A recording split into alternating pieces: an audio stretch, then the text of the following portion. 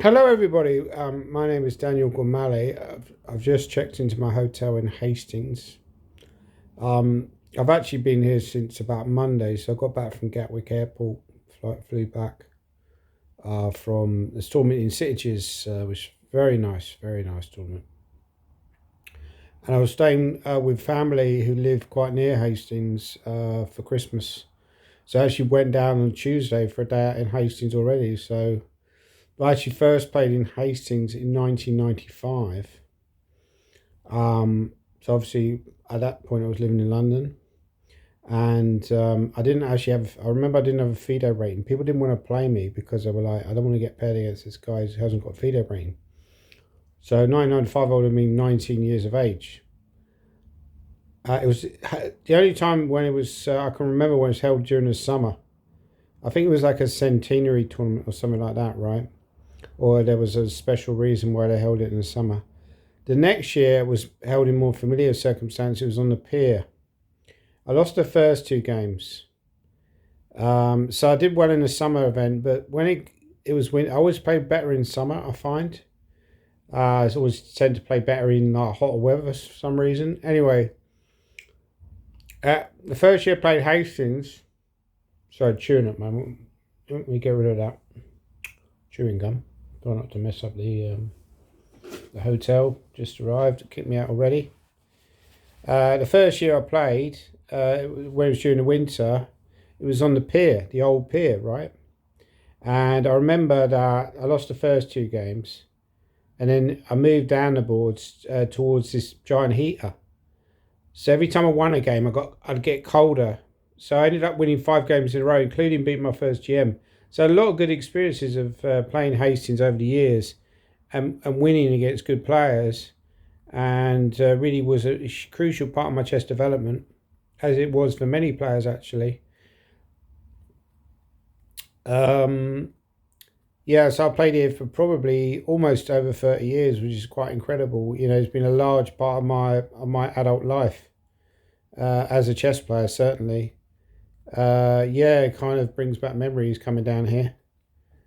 Definitely had some great times over the years. Pig in Paradise. We often used to hang out there. Apparently now it's just called the Pig. It's not called the Pig in Paradise anymore. Stuart Conquest helps to organise this tournament at the moment. He started last year, doing a very good job of organisation. We have to mention some of the organisers involved in the event over the years, because I think as a professional chess player, you often forget about the fact that chess players like myself, professional chess players who enjoy playing in tournaments, same for the people playing the World Rapid and Blitz. By the way, I'll do a video on the World Rapid and Blitz fairly soon. I'll probably release it today as well. We forget about the fact that without the organisers and the arbiters and so on, there wouldn't be, the possibility of even doing chess. So Stuart obviously understands that because he's been a professional player himself, still is, and he still plays in tournaments, still very strong. Um, I mean, he'd probably be one of the top seeds if he played in this tournament, right? I think he's still over 2,500. I played against Stuart on many occasions. I think I lost to him on many occasions. I remember one game in particular that stood out in my mind was I lost to him in the final round of a tournament in Ireland. And I remember having a very bad position at the opening. I think he played a bishop b5 Sicilian. I was black. And anyway, so what I was going to say was Hastings is actually the oldest chess tournament on the calendar, apparently. I'm not sure if that's true. There probably was some ancient tournament from the Middle Ages, like organised in, like a King's tournament organised in the Hampton Court Rapid Play or something like that, right? Organised by Henry VIII with all these sort of like harps playing in the background, lyres and people skipping around. You have a feast full of pheasants at the end. Sorry, venison and so on. But it's certainly one of the oldest. It's definitely, I think, the oldest international chess tournament. I was reading recently about during the Soviet era, the Soviet grandmasters like Mikhail Botvinnik. One of the first foreign tournaments they would play in was Hastings chess tournament. Obviously, people like Capablanca, Alekhine also played. Then you going further on, you had people like Karpov.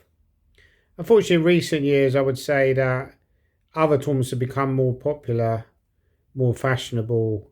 It just, times change. World Rapid and Blitz, a tournament like that is now more fashionable than Hastings to play in, unfortunately. So Hastings has struggled with sponsorship over the years.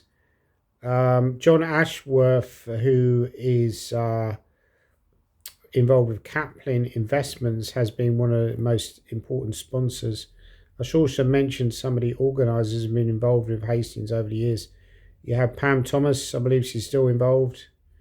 Con Power sadly passed away a few years ago. He was one of the kind of lifeblood behind Hastings. Mark Bryant, Alex, the Arbiter, what's his surname again? Alex McFarlane. A very, very good arbiter who was still is, I believe, involved in the organisation arbitering of Hastings. So Hastings has really got a very proud history, but the sponsorship has dried up to a certain extent over the years. So I will leave a link down below if you want to donate towards Hastings. That would be much obliged. If you come to Hastings, it's got a fantastic town.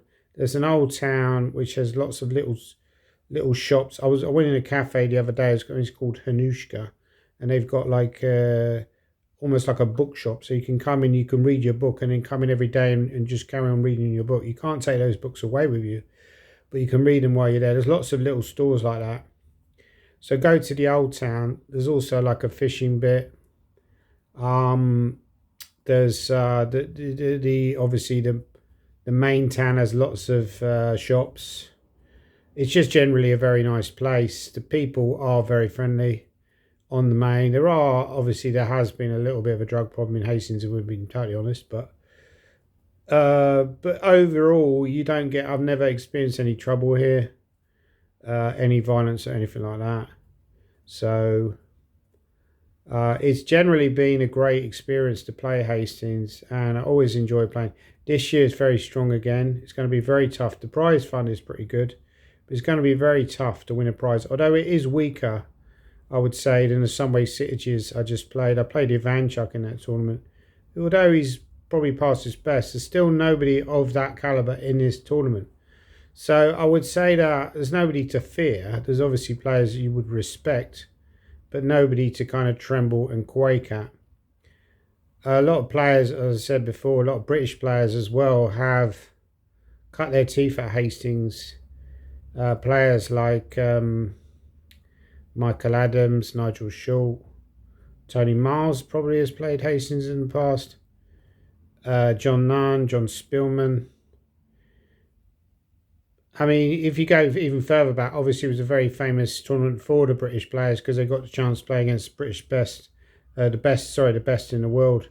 So the people like Hugh Alexander, Harry Gollenbeck would have played Hastings probably, Jonathan Penrose, characters like that, Leonard Barden. And going even further forward, obviously David Howe is from Seaham, which is quite near Hastings. It's also in the same county, I believe. So he obviously was a big sport of Hastings in his formative years.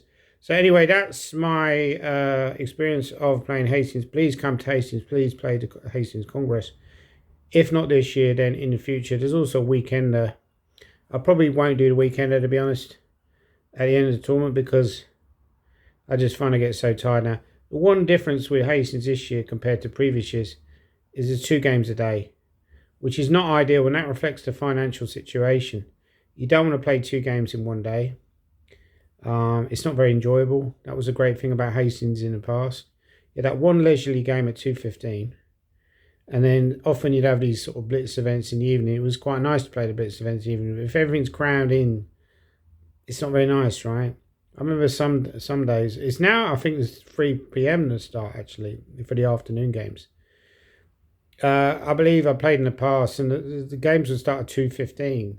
And often I would just get up to the playing hall too early, and I'd like, get bored. I'll be in my room and I'll prepare for like an hour, and I'm like, this is boring, right? I want to get out of here. So I'll be leaving the hotel at like 10. I'd walk down to the hotel and get a bit of food, but it's still only maybe half 11, 12. You walk up to the venue and you're there for like 1:45, and you got an hour and a half to kill. And I'm like, well, it's freezing. I'm sat outside in the cold, but anything to avoid preparing, right? So anyway, so that's my